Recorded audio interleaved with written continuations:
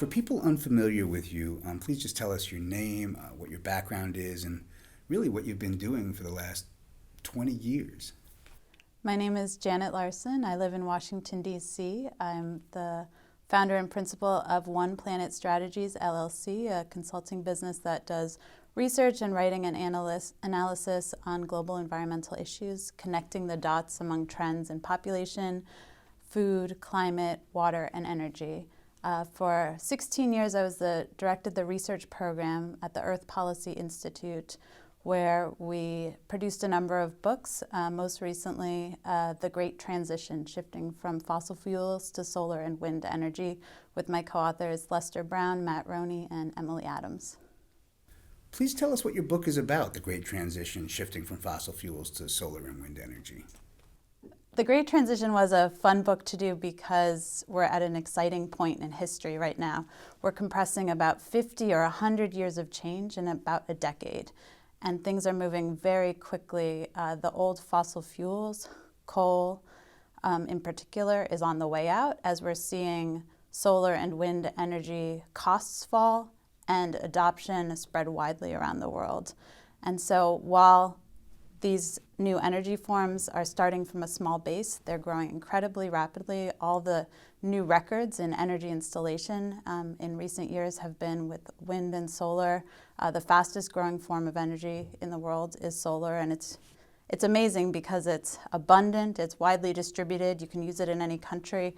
It works well for large corporations like Apple and Google to run their facilities, but it also works in small villages in India and Bangladesh, allowing people to produce energy right near where they live or where they work and get it at increasingly low costs.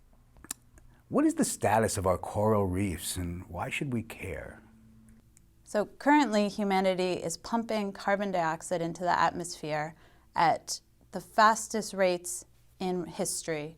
Long before human history, we're talking about going millions of years back, never have carbon dioxide levels risen so quickly. The main things that are putting carbon dioxide into the atmosphere are the burning of fossil fuels, the destruction of forests, and land use change. Now what this does, this carbon dioxide in the atmosphere, it ends up dissolving into the oceans. And so the oceans are on their way to becoming almost carbonated. They're becoming more acidic. So this is called ocean acidification. What ocean acidification does to coral reefs is it actually starts to dissolve the carbonate structures.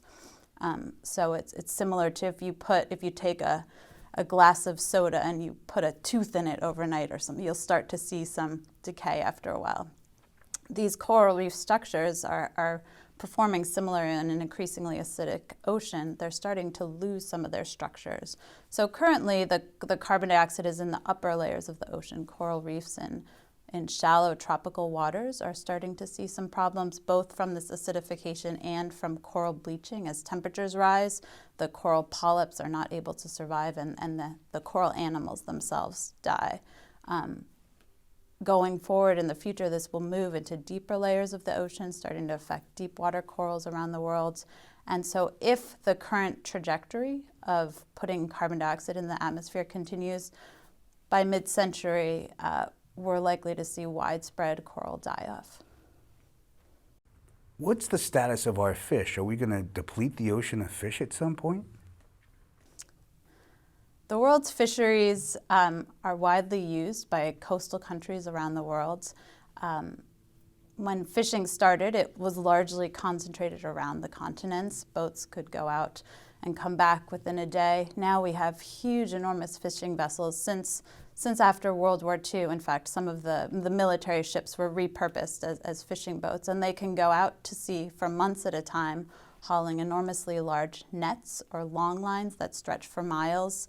And we're harvesting fish from every part of the ocean, from the exclusive economic zones around the coast to the high seas. And what scientists have found is that we're actually fishing some of the largest fish species, and in fact changing evolutionary forces in a way. But when you take out the largest, healthiest fish, it's the smallest ones left to breed, and so fish sizes are actually shrinking. many fisheries around the world have collapsed because we've taken out too much of the breeding stock so that the fish are not able to, the populations are not able to be sustained. And what this means is that the global fish catch actually has been at a plateau or even on a downturn since over the last 15 or 20 years. It's very unlikely we will get more fish out of the ocean. But people want to eat more fish. We're told fish is great for a healthy diet, and so people are trying to eat more. And so we're now getting more and more fish out of fish farms than from the wild catch in the ocean. And we're very close to the point where we're getting about the same amount of fish from farms as the ocean, but pretty soon those lines will be crossed and the gap will widen. We'll have to get more of our fish from the farms because of depleted ocean stocks, unless major changes are made to how we're fishing. What's the status of our forests? Are we going to deplete the forests and trees? And does it matter how many trees we knock down? When you look at the state of the forests around the world, in some parts of the world we're seeing forest regrowth from past history. North America, Europe, they're adding to their total forest cover. But in other parts of the world, forests are being lost, and forest loss is outpacing forest gain. So overall, the world is losing its forests. And it's challenging because we're currently losing some of our most biologically diverse forests. Many people look at the Amazon rainforest, for instance, or the forests in Southeast Asia, where land use is changing. Forests are being burned or cut down to create new palm oil plantations in Southeast Asia or in the Amazon and forests north of that, Brazil, Argentina, Paraguay. Forests are being lost to soybean plantations. And so overall, as forests, the edges get chipped away, the overall ecosystems become weakened. Its species have trouble surviving. As forests get patchier, they're also more likely to be subject to widespread wildfire. And so in the past 10, 15, 20 years, we've seen more large forest fires in the Amazon rainforest, very moist forests that typically wouldn't burn, but as they start to get chipped away or become patchier, they're drier, and so they're susceptible to burning.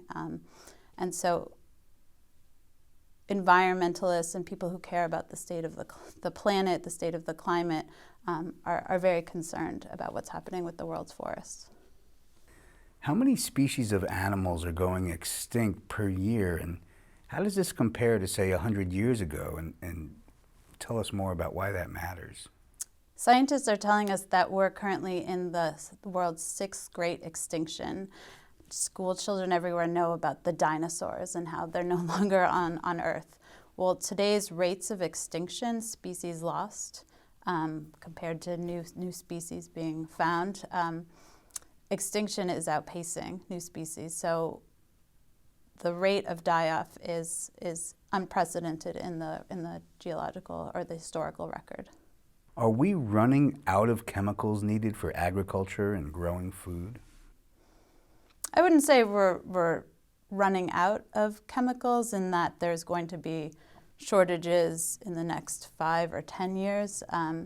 There are certain chemicals that we use to grow food: nitrogen, potassium, phosphorus, and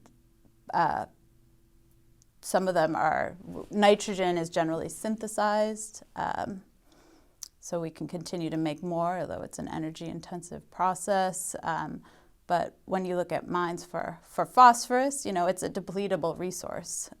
So if we continue to use more and more of it, eventually there could be a crunch. It's not necessarily in the near term, but enterprising farmers are finding ways to grow more food without the heavy use of these synthetic chemicals, in part by restoring the natural nitrogen cycle. So historically, you'd have a farm and it would be a mixed-use farm. So you'd be growing your crops, but you also might have some livestock or other things on hand, and you could take their waste product and use it to help fertilize the soil, or do things like composting and help regenerate soils that way. So if we want to reduce our dependency on these synthetic chemicals or chemicals you have to mine to put onto crops, I think there's ways to do agriculture more responsibly. On that note, should we switch to all organic farming? It would be hard to impossible to switch to all organic farming overnight. Most of the world's major food crops, the wheat, rice, and corn that are the main foodstuff of humanity, they're largely produced in industrial-sized operations that are able to get the scale going to meet current demands.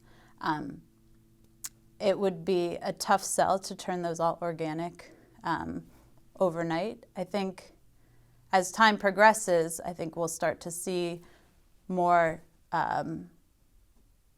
changes in agriculture. I think a lot of small farmers are looking to figure out how they can do things organically. Large-scale organic operations are sprouting up particularly for high-value crops, your berries or your lettuces, that sort of thing. It's harder to do the quantities of wheat, rice, and corn that are currently the food stuff of sustaining civilization at large scale organically. Now that brings into question, are those large scale industrial operations really what we want for the health of humanity and for the health of the planet? And that's a bigger question, I think. How quickly can we switch to alternative energy completely, and how realistic is it? Is it too late? It's definitely not too late to switch to renewable energy. I think we're seeing the change happen rapidly in a number of places.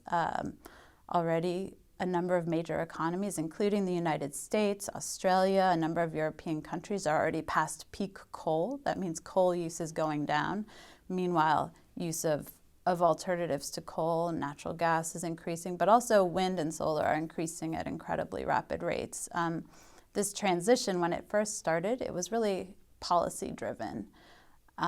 It took heavy policies in a number of European countries like Germany, pushing for solar and wind through various mechanisms like a feed-in tariff, paying producers of renewable energy. But right now, costs of solar and wind production have fallen so much that they're competitive with fossil fuels in a growing number of markets around the world. So this transition, whether we like it or not, is going to continue, and so we will see more and more renewable energy on grids, and then in off-grid situations like putting solar on places that are not connected to major electrical grids.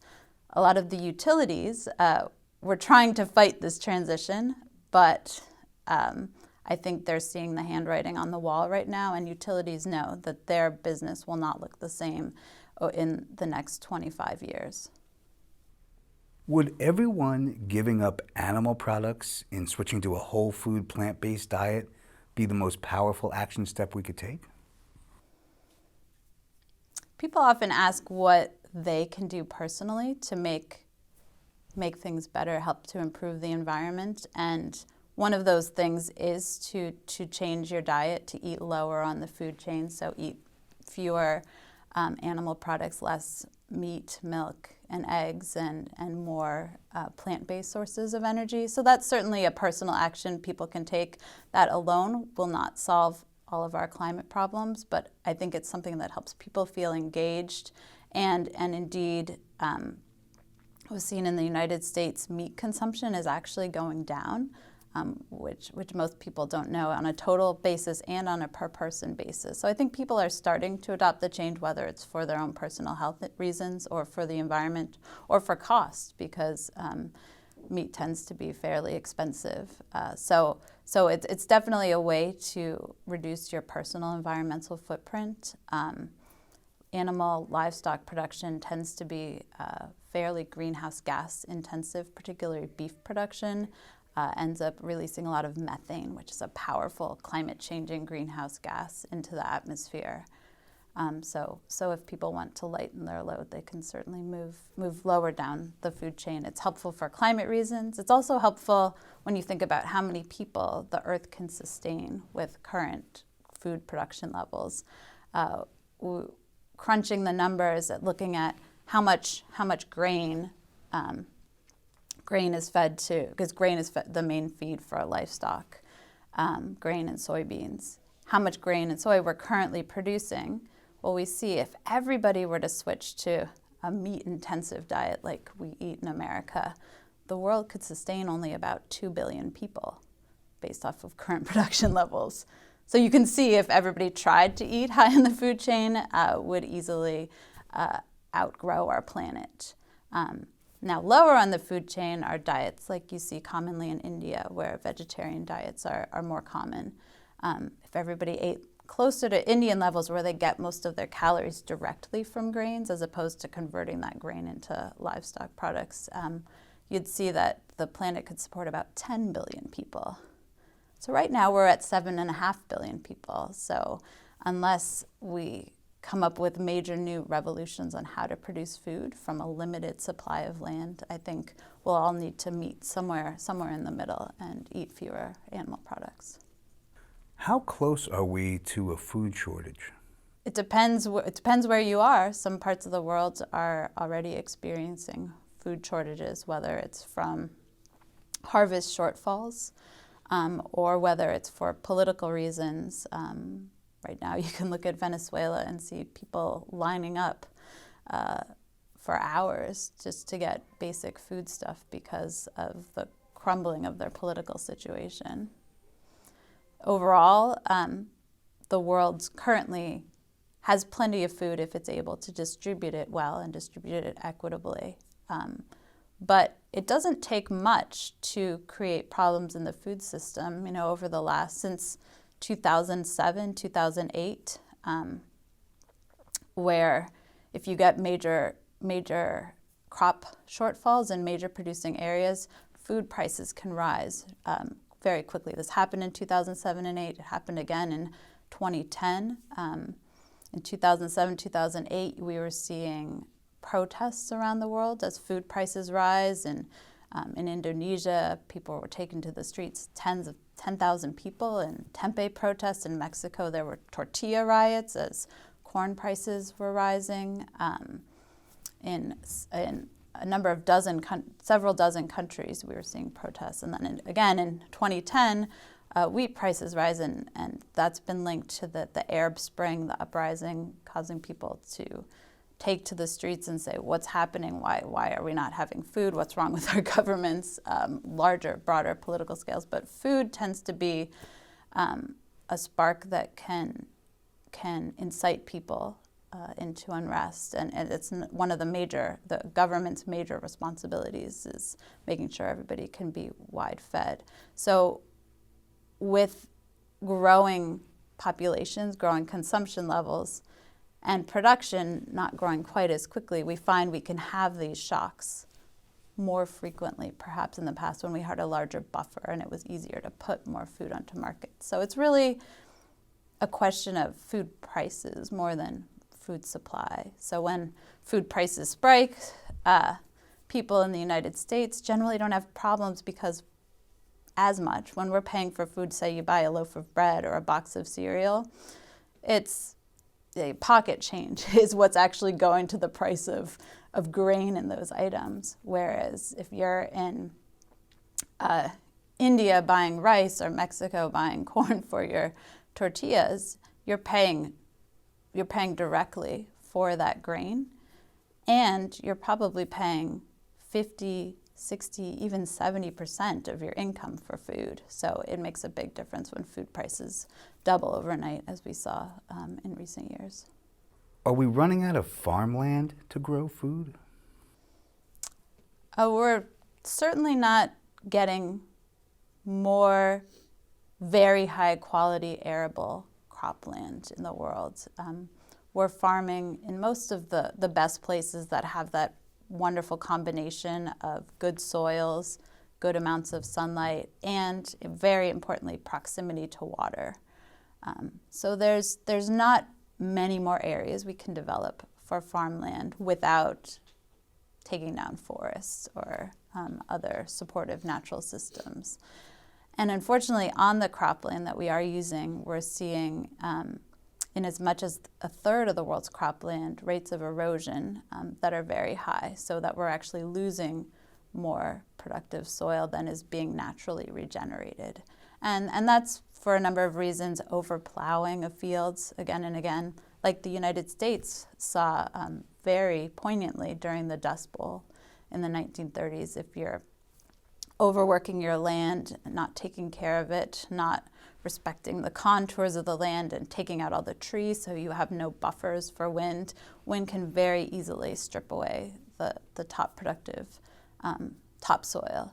And so the United States experienced that in the 1930s Dust Bowl. Then in the former Soviet Union, they had they had their own Dust Bowl when large fields were being expanded.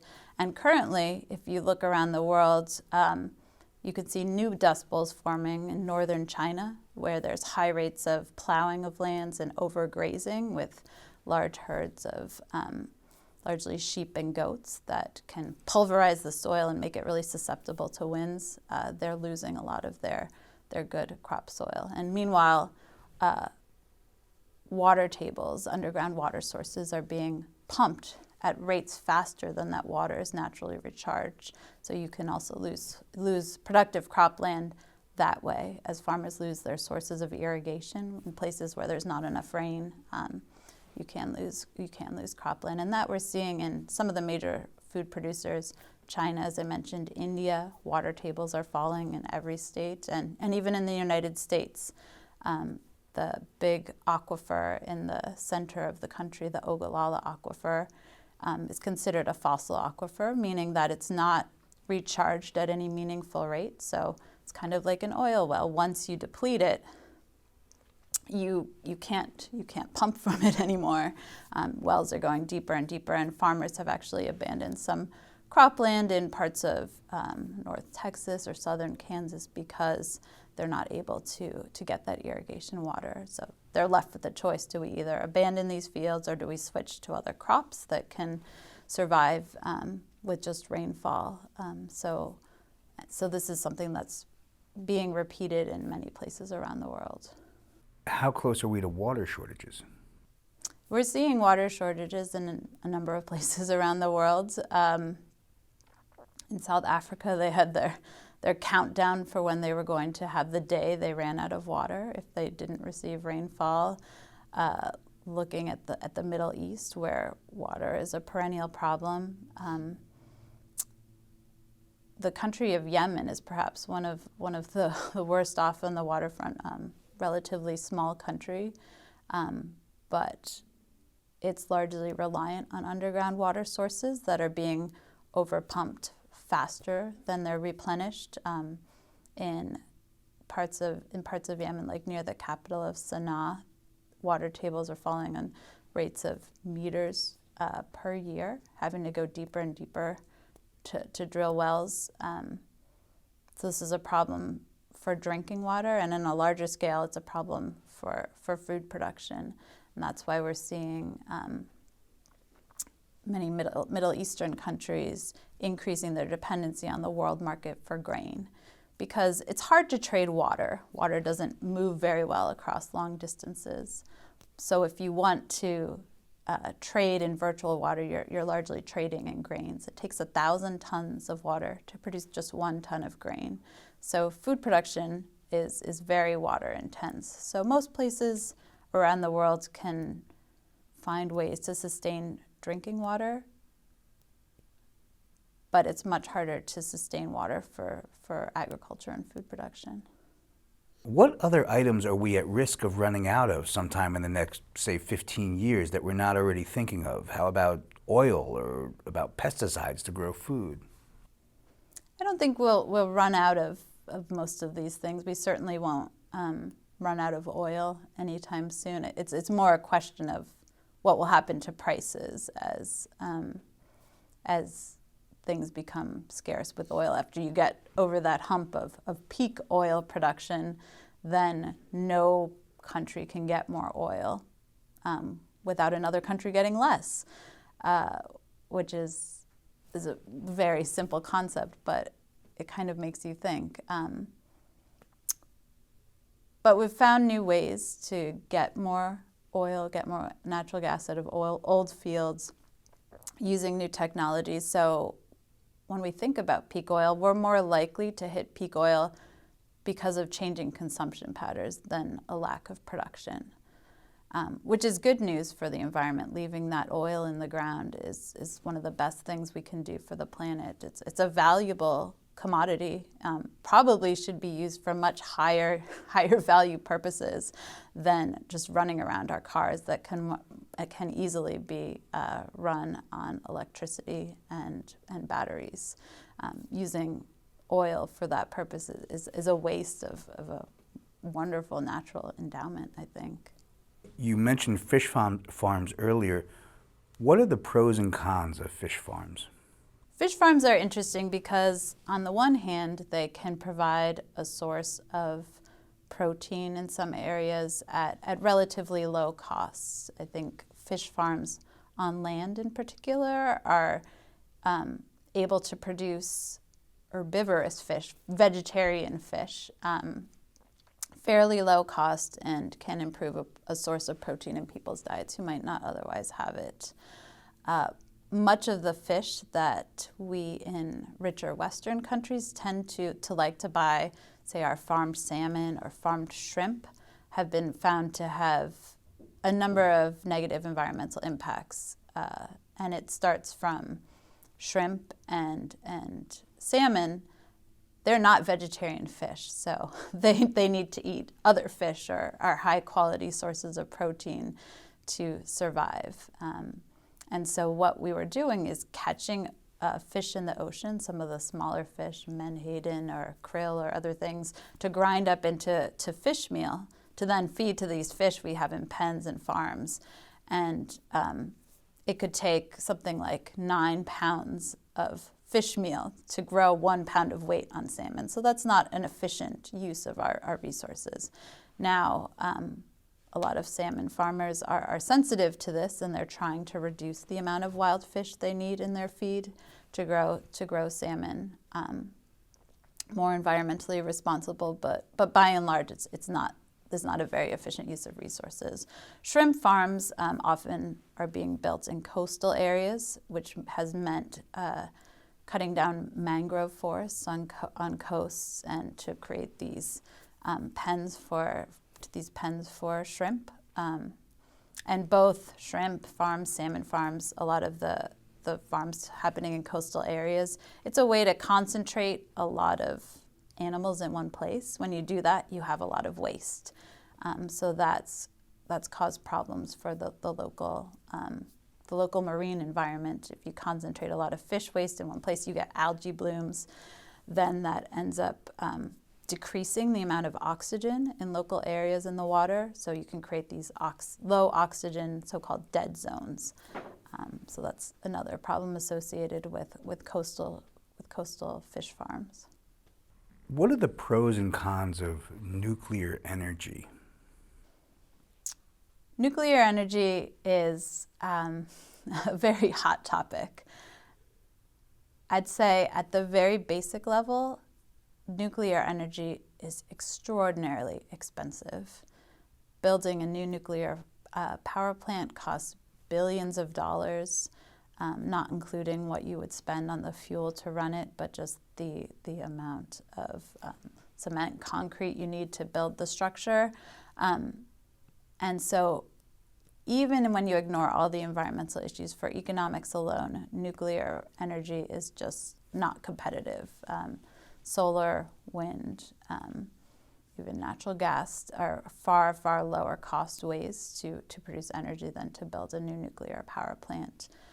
The world is already past the point where peak nuclear energy, the heyday for building nuclear power plants was decades ago, and we're facing an aging fleet of nuclear power plants. Many of the nuclear power plants are at around the 40-year mark, which is where they were originally rated for their lifespans. And so now we have to face the question of decommissioning nuclear power plants, which is, again, enormously costly. And what do we do with the waste? No state wants a nuclear waste depository on their land. Nobody wants nuclear waste going on trains passing through their communities. So we still haven't solved the waste problem. And then, of course, there's fears of meltdowns or disasters, as we saw most recently in 2011 in Japan, where there was the earthquake and the tsunami that ended up triggering a meltdown at the Fukushima nuclear reactor. And for years, the local waters there were being contaminated by nuclear waste.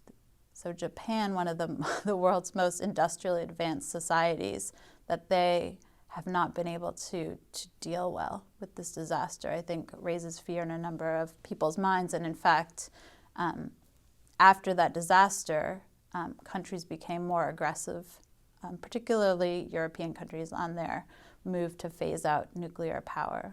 But I would say even before the Fukushima disaster, nuclear energy was already on a downturn, and that's largely because of the economics. How many countries would you classify as a failing state? How many were there, say, 20 years ago or 10 years ago versus today, and how many do you expect to be there in the next several years moving forward?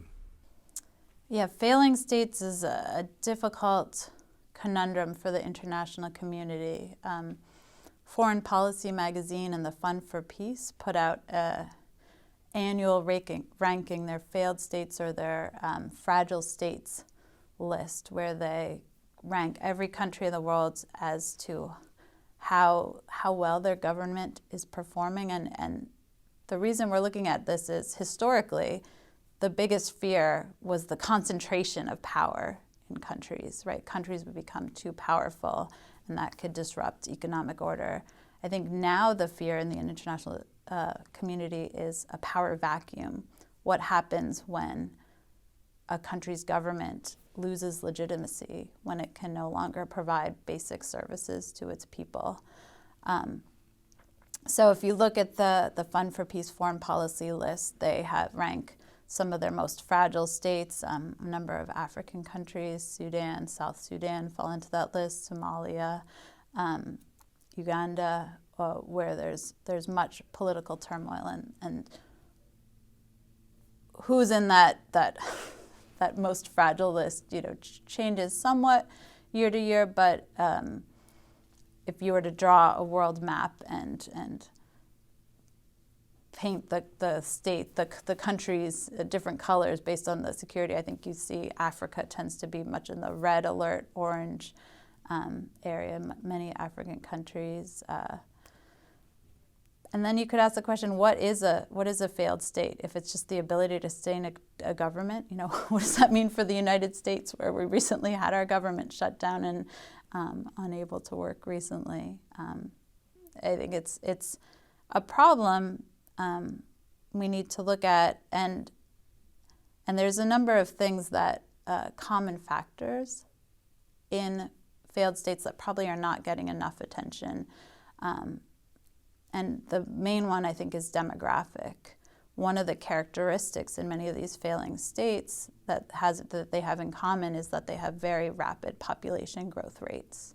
And that puts strains on all sorts of systems, any kind of resource you want to have, housing, infrastructure. How do you cope with a country that's growing at 2 or 3% a year? That doesn't sound like much, but that leads to a doubling of population relatively rapidly.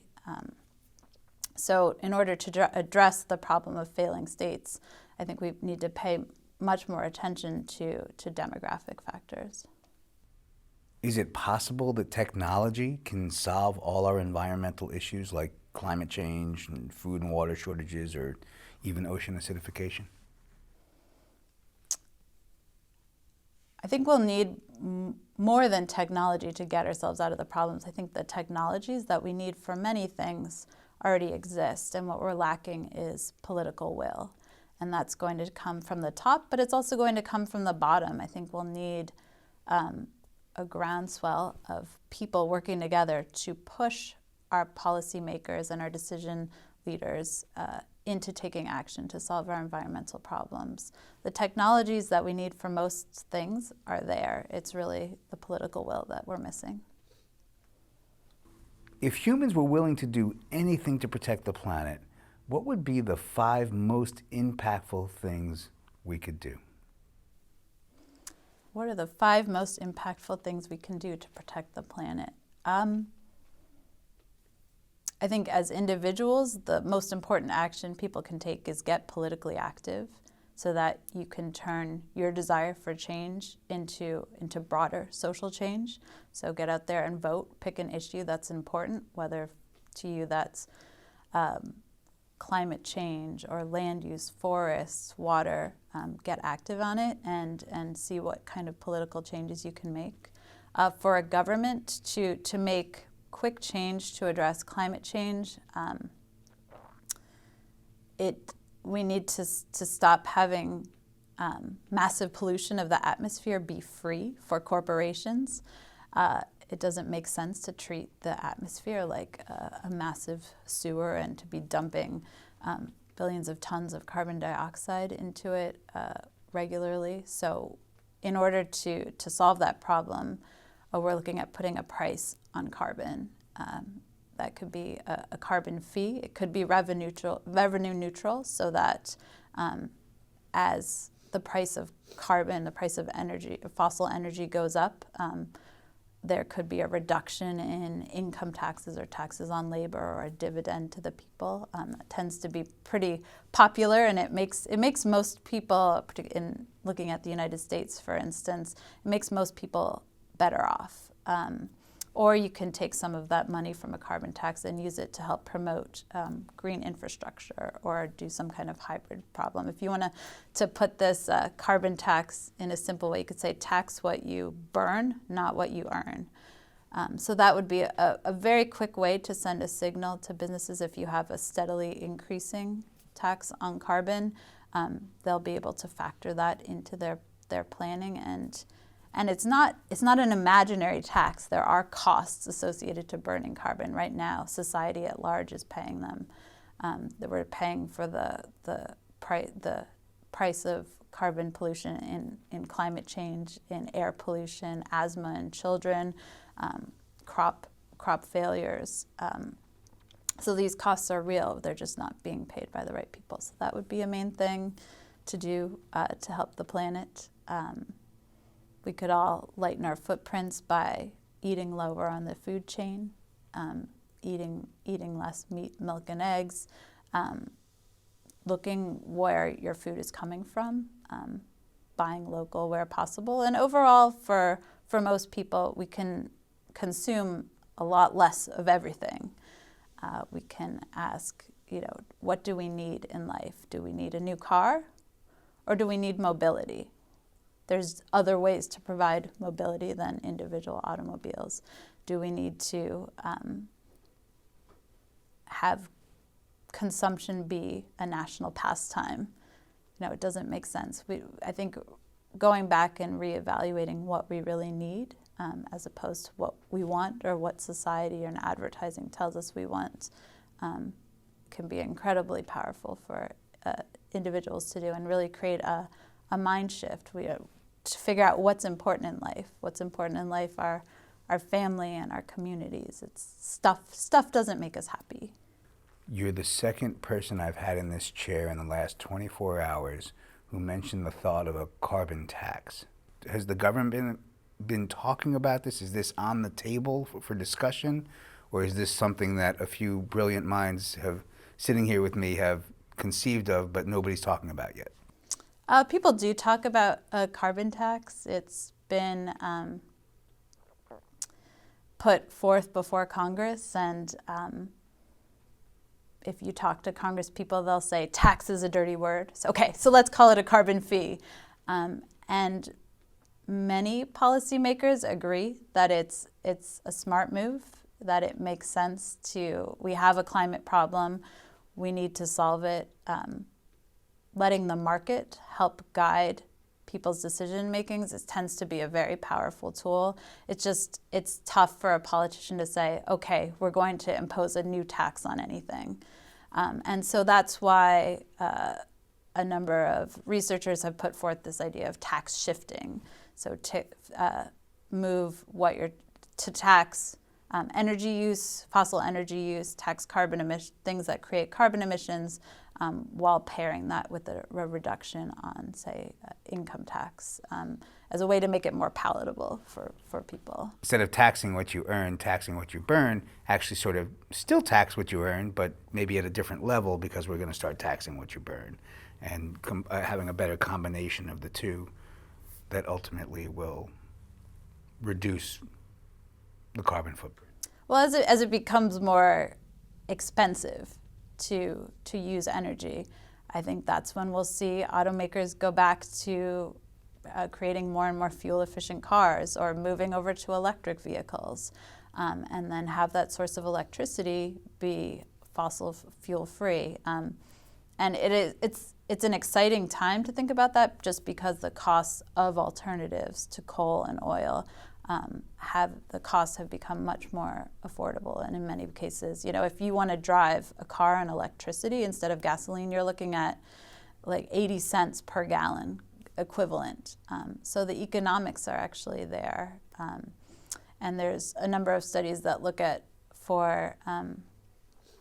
if a consumer were to buy a solar panel, a battery storage, and an electric vehicle, and they're charging that electric vehicle with that solar energy, it could have a payback in as little as 8 years, because after you've paid it back, you're basically getting your energy for free.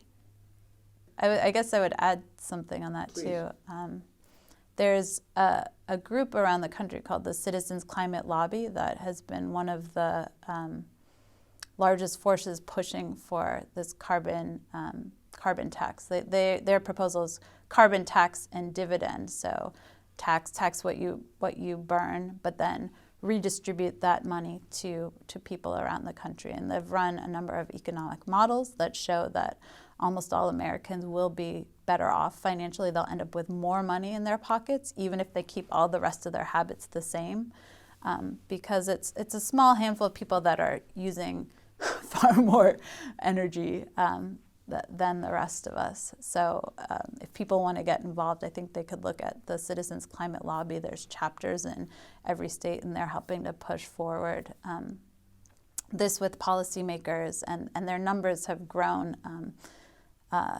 exponentially in the last few years of people getting interested in this. And I think some policymakers are starting to listen. We also have they're behind the Congressional Climate Lobby, which is in the House of Representatives, getting bipartisan membership of policymakers that think we need to do something to address carbon. And there's equal numbers of Democrats and Republicans involved with this. If there was unlimited money and total cooperation between countries, what technologies, solutions, or products exist to reverse climate change, or at least take greenhouse gases out of the environment? One of the best technologies to take greenhouse gas out of the environment are trees. Trees, farms, agriculture, expand the amount of greenery we have in our communities, have everybody plant gardens, have people plant trees, reforest, denuded landscapes. I think nature has done the carbon pull almost better than any technology. There's some small startups out there that are working on ways you can actually suck carbon dioxide out of the atmosphere, and I think that research is important and should continue, but nothing's working cheaply on a very large scale that would allow us to just flip a switch and solve our climate problem. So we need to do more to restore our landscapes, to increase that natural carbon sink. And then the easiest thing, or the most important thing, is to just leave that carbon in the ground, to stop mining coal, stop drilling for oil and natural gas, you stop stop using excessive amounts of fossil fuels for energy production because we have cheap alternatives for that. Leave it in the ground. It is much more efficient than burning it and then trying to figure out how to get the carbon out of the atmosphere. What kind of genetic diversity are you seeing in today's food supply? There's just 3 main crops that supply most of humanity's caloric consumption, and that's wheat, rice, and corn. And that makes up the vast majority of the calories that people consume either directly in terms of eating the grains themselves, or indirectly as wheat, rice, and corn, and also soybeans, as those crops are fed to animals and then used to produce meat, milk, eggs, butter, that sort of thing. So overall, diets are not particularly diverse. Corn and soybeans factor very heavily in the typical American diet. If you open the average American refrigerator and you see meat, you see some hamburger, some ham, chicken, milk, you're actually looking at corn and soybeans because those are the main things that are going into producing those crops. So there's very little genetic diversity in the typical American diet. There are a lot of wondrous plants out there that can provide nutrition to humanity, perhaps better than wheat, rice, and corn. And we've somewhat neglected those in favor of large-scale industrial monocultures where there's a small handful of companies that are supplying seeds to farmers. These are seeds that have been bred or even genetically modified to not be able to be used year after year, which puts an economic burden on farmers. And we're also losing a lot of our traditional knowledge and how to save seeds and have more sustainable farming systems. So the industrialization of agriculture has really reduced the genetic diversity in most people's diets. Of all the environmental and natural resource challenges we face, what are the most urgent, and when will the average life be changed because of it? I could say you're already seeing in many places the impact of our past environmental sins. The planet is already getting warmer. The climate crisis is here. It's real. A dozen or so years ago, I looked at a report that some scientists had done about what could climate change mean for New York City. And they sketched out what could happen if there was a mega hurricane that came close to the city and ended up flooding Wall Street and the subways and closing things down. And then we had Superstorm Sandy come through. And what was playing out on the newsreel looked exactly like what I had read in that report on what the scientists were projecting would happen as temperatures tend to warm and we get these stronger storms. So you could say already we're experiencing climate change, and if dramatic change is not made, things will continue to get worse. We'll see more and more extremes of weather. The most recent series of wildfires in California and up and down the western coast of the northern hemisphere looks a lot like scientists predicted would happen with climate change. So we're already seeing the effects of climate change. Water shortages is another major problem that we're seeing in some parts of the world. And so whether these problems of climate change, water overuse, we're starting to see wake-up calls, and we keep hitting the snooze button on that alarm. The science is very clear that we need to make change, and it's just a matter of having policymakers start to connect these dots and make substantial change to our political systems to respond to the threats we're already seeing today. What's the status of the Fukushima nuclear plant? Is it still leaking? Are they still dumping nuclear waste water into the ocean? As of a year ago, there still was the problem. I'm not sure exactly what's happening today, but The Fukushima nuclear reactor disaster happened in 2011, and for a number of years afterwards, new nuclear contamination was still going into the water supply. In fact, the Japanese government raised its standard for the tolerated amount of nuclear radiation exposure that could be considered safe in order to make people feel more secure that they could go back to the area. But there's 35,000 or so people that as of 2019 still have not moved back to the area. Radiation levels are testing relatively high. So as for how well they've contained the water, I'm not entirely sure, but I know it has taken years for the problem to be contained. What's the best case scenario for wind and solar over the next 5 to 10 to 20 years? I think the best case scenario for wind and solar would be to cut subsidies for fossil fuels, both the direct and indirect, so that there could be more of an even playing field for renewables. That could accelerate the transition. Right now, direct government subsidies to fossil fuels are around the world are on the order of 600 billion or more, and these indirect subsidies are far make that number far larger. But even with the playing field dramatically uneven and subsidies to renewables less than half that of those for fossil fuels, the cost of renewables are falling, and that's because once you put up your wind turbine, once you put up your solar panels, the cost of the fuel is free. So even with the market not telling the truth, even with the market being unequal, I think wind and solar costs will continue to go down, and the market will drive those to be the choice for many corporations and for individuals. Are there any technological breakthroughs that will allow solar or wind to become even far more efficient than it already is? I don't think we need technological breakthroughs per se. Solar and wind energy, they have become more efficient over the years. I think wind turbines in particular, they're taller now, so they can harvest a wider range of wind and get the high-speed, taller winds. Solar panels themselves, the efficiency certainly has improved in recent years.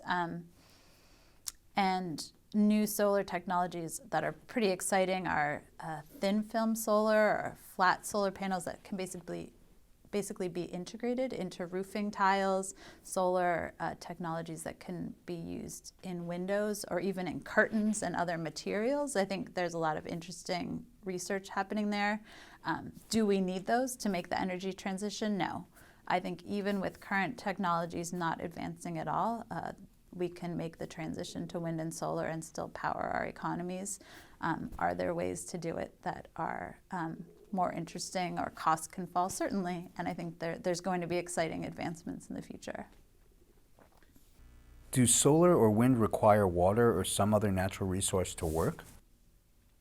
In the actual functioning of a solar farm or a wind farm, the demands on natural resources, on water, are relatively small. Certainly in the production of things, of steel or of the various silicon technologies, you do use water, you use energy, but once they're up and running, their demands are relatively small. Solar does cover more area to produce a given kilowatt hour of electricity than wind, but solar works great on marginal lands or on rooftops, so it can exist in the middle of our cities, whereas wind farms generally are better on farmlands and ranch lands where instead of the NIMBY problem, not in my backyard, farmers and ranchers are saying, put the wind turbine here because then I can continue to graze my cattle or grow corn or soybeans, but make money from the royalties of the wind and keep that wind energy, local community energy and local jobs to put those things up. How great is geothermal potential? Geothermal is another source of renewable energy that makes sense in certain parts of the world. Geothermal is not as widespread as wind and solar that can be used in any country on Earth. But in some places, geothermal energy can be used to produce electricity. Major hotspots are in the so-called Ring of Fire around the Pacific. So California currently is the world's leading producer of electricity from geothermal energy, but all around that ring, Japan has tremendous geothermal resources, and that could be a attractive pathway as the country is trying to move away from nuclear energy. Indonesia, the Philippines have enormous geothermal resources, and in Indonesia, the state oil company Pertamina is a heavy investor in geothermal technology for electricity production. Iceland is one of the world's geothermal leaders, getting a large share of its electricity from the earth, and also uses the earth's energy for heating. And it has interesting applications. You can use it to heat fish farms or to clear sidewalks of snow if you're running the pipes in the right places. And then ground source heating, like a heat pump, which is sometimes called geothermal, those can be used in residential places almost anywhere. Say a typical American home could install a ground source heat pump and very efficiently use the constant temperature below the soil to efficiently heat or cool homes. What's the potential of hydropower, and what are the pros and cons? Can the world's 45,000 dams all generate hydropower? Yeah, hydropower now is a source of about 16% of the world's electricity production. So can be a fairly stable, constant source of electricity. Right now, the world does have about 45,000 large dams, and less than 9,000 of them are actually generating electricity. So when we want to look at the future of hydropower, you can say, well, what rivers are left to be dammed? Well, there's not many rivers left in the world that have not been dammed or altered in some major way, but just powering those existing dams could be a great way to produce electricity without creating additional environmental disruption. There are a few places in the world that are looking at building new hydropower dams, large scale. Very few left, but the Congo River is one. Some of the rivers up in the Himalayas and the Mekong have places where China in particular is looking at putting up dams. India is looking at putting up some dams. New dams do tend to create environmental disruption. The run of the river, it could disrupt the amount of water moving, and it can create some geopolitical tensions if one country feels that another is stealing its water supply. But so that's one reason why powering existing dams is very attractive without that kind of disruption. Another thing about hydropower that is exciting in a renewable energy economy is that you can create so-called pumped storage systems. Basically, when, say, your wind turbines are spinning faster, and producing more electricity than a community can use, you can use that energy to pump water uphill, and then maybe when the wind slows down, you can release that water and then use that to generate energy. So it can help balance the system, and we have some of these pumped storage systems, a number in Europe. California has some as well, and that's an exciting way to use water to produce electricity. What's the potential of wind power, the cost to do it, and the time frame? Wind costs have come down dramatically, and now large power purchase agreements are buying wind at 2 to 3 cents a kilowatt hour, which compares to, say, the United States average of about 10 or 11 cents per kilowatt hour. So wind is increasingly cheap. The production, anytime you're ramping up production of something and can produce more turbines at scale, costs of the actual physical infrastructure goes down. So the future for wind on an economic front is very bright. What's the potential of solar power, the cost to do it, and the time frame? Solar costs are falling incredibly fast. This is one of the exciting things in renewable energy. I think I put solar panels on my roof in Washington, D.C. in about 2009, and since then, the cost of the panels themselves have actually fallen about 75%. Now, this wasn't a mistake on my part. It still was a wise purchase because I'm generating my electricity for free from the sun. But panel costs are definitely going down, making it much more affordable for people around the world. And we can thank Germany in part for that, because their large solar incentives really helped create a market for creating solar panels and allowed China to become a world manufacturing hotspot for the panels. And for many years, the panels were still too expensive for the Chinese market, but as the economies of scale kicked in, China is now the world's largest solar panel producer, but also a consumer of solar panels and generator of electricity with solar. Are there any leaking oil wells anymore? Did we learn anything from the BP oil field? The oil industry did learn a lot of lessons after the Deepwater Horizon disaster in 2010 in the Gulf of Mexico, where we had this oil rig explosion, a well blowout, and sending tons of oil into the Gulf, where it took weeks before BP was able to figure out how to cap this oil well. I think the industry certainly has learned some cautionary lessons after that disaster, and the industry certainly takes safety. It's paramount in the industry. That being said, anytime you're drilling a well, particularly in deep water, there is going to be oil spilled into the environment. The risk of an oil spill increases dramatically as you go deeper and deeper into the ocean, and it becomes much harder to do any kind of remediation or cleanup once you get into deep water. So if you look at trends in offshore oil production nowadays, we are going deeper, and we are drilling more wells in riskier scenarios. So additional oil spills are inevitable, whether that's on the scale of gallons, which will happen, or hundreds of thousands of gallons, we don't know.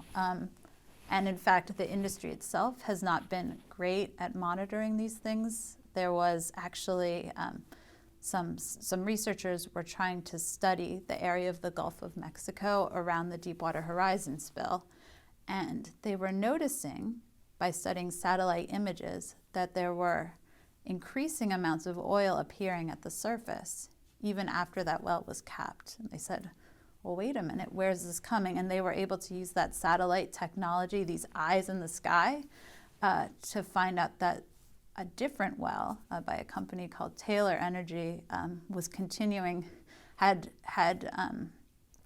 been disrupted during, I think, a hurricane had caused a mudslide underwater, disrupting the well and ending up spilling more oil, potentially more oil over the years into the Gulf of Mexico than the Deepwater Horizon explosion did itself. And people didn't know about this until researchers were looking at the satellite imagery. So, this is playing out in the Gulf of Mexico. There's offshore oil wells off of California and around the world in the North Sea, off of Africa. Brazil has had some major deepwater finds recently and is looking to really ramp up that industry. And it's an area that's really fraught with risk. In temperate areas, it's risky.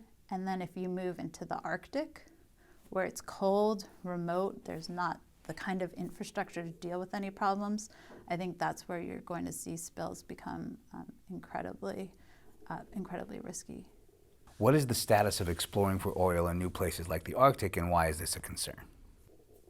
Yeah, the Arctic is an interesting frontier. As climate change is causing ice to melt in the Arctic Ocean, there's new shipping channels opening up, new traffic potentially for fishing, and then of course energy production. And all of the Arctic countries are interested in figuring out how to tap into Arctic natural gas and oil resources. Russia in particular, but also the United States, some of the European countries. So energy exploration in the Arctic is a big issue for the Arctic Council. Energy exploration in the Arctic is also very risky. It's difficult. All of the difficulties of drilling for oil that we see in temperate regions are really amplified in the Arctic, where it's cold, it's dark for much of the year. It's typically windy. Conditions for ships are tough. There's not very many icebreakers in the world that can even handle those conditions. And the environment there is relatively pristine, as pristine as it can get on a crowded, polluted planet. And so the disruptive effects of oil and gas drilling could be larger. Right now, even with exploration, there's acoustic effects on marine mammals, whales that live under the ocean. And so I think environmentalists, naturalists, people who care about the environment should keep a close eye on the Arctic. There is one bright spot with the Arctic Ocean, and that's with regard to fishing. Now, with the ice coverage, fishing boats can't really get to the central Arctic Ocean, but we're seeing this ice break up and melt in the summertime, leaving the possibility of ice-free Arctic Ocean within a matter of decades. And so the Arctic countries actually got together and made a preemptive ban on fishing in much of the central Arctic Ocean, which is relatively unique in environmental policy making to get ahead of a threat. I think countries need to get together and do something similar, figuring out what are our priorities with regard to energy production, particularly in the parts of the Arctic that are a shared international common heritage resource. Are electric cars a help to the environment, and what would be the ideal energy for cars to use? So the ideal energy for cars from an environmental perspective might be to skip the car altogether and figure out an alternative means of mobility. Or if you need a car to get from place to place, perhaps it could be a shared vehicle or a ride share or a car share situation.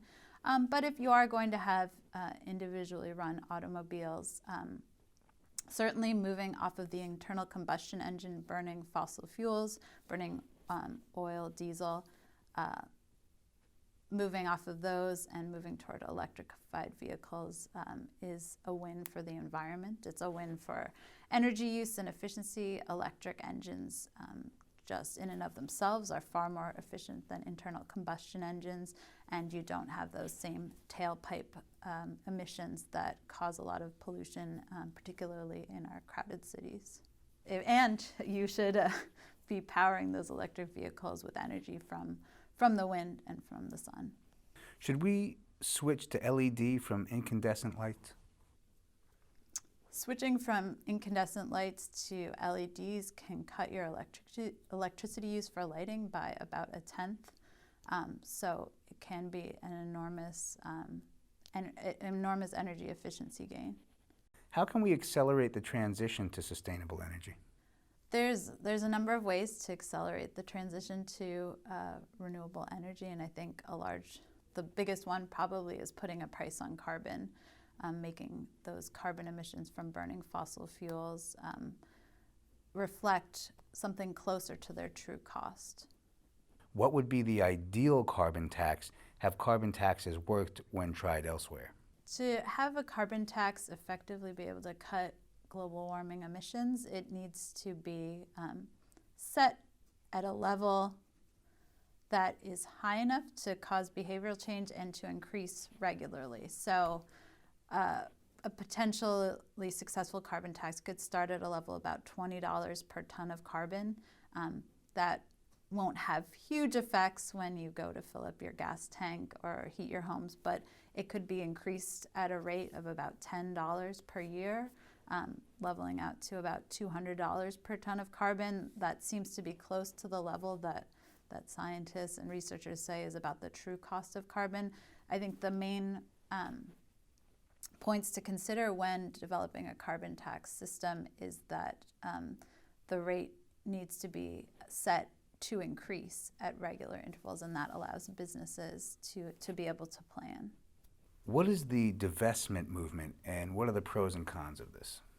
So a number of environmental groups, starting, I believe, from a student group that merged into an organization called 350.org, was pushing for a campaign to get businesses, cities, and particularly universities to divest from fossil fuels. And the movement has been enormously successful.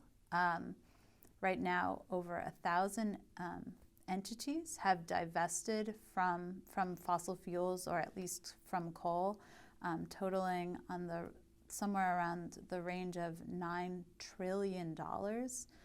One of the largest divestors is Norway's sovereign wealth fund. A $1 trillion fund has pulled out of fossil energy, which is somewhat ironic since a lot of that money originally came from oil drilling in the North Sea. Other institutional divestors from coal include the Rockefeller Brothers Fund. Stanford University was one of the early adopters, Syracuse University. The Guardian Media Group, that produces a number of newspapers in the UK, has pulled out of fossil fuels. It's the World Council of Churches, and some of these organizations have said they're doing it for ethical reasons. Others have done it for purely financial reasons, because if you've looked at coal stocks recently, they haven't been performing very well. And so it makes sense from an environmental perspective, and it makes sense from a financial perspective to put your money toward sources of energy that will be growing in the future, as opposed to ones that are cooking our planet and ultimately are on their way out.